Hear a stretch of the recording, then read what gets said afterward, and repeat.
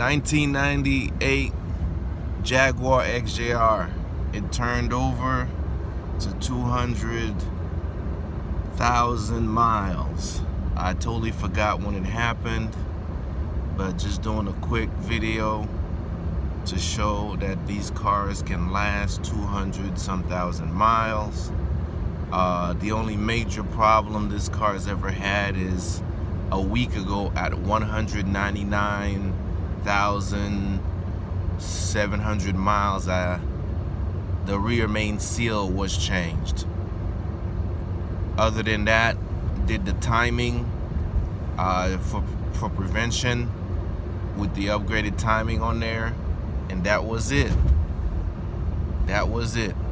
Just regular oil change, Walmart brand Super Tech, every 3,000 miles. If I have time, I usually do it.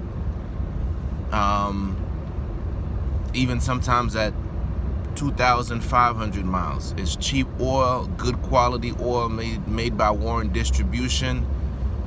It's just as good as your Mobil 1 oil and all that other stuff.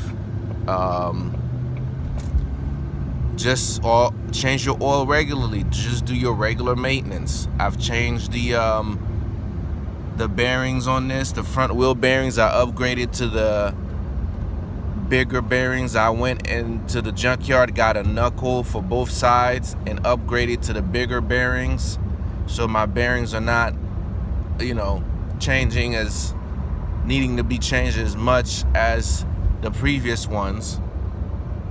So I call it a good day. I changed the right rear bearings, but other than that, just regular oil changes and without any problems. I know the XJ8s, they have some transmission problems because that ZF transmission that's in those typically fail sometimes.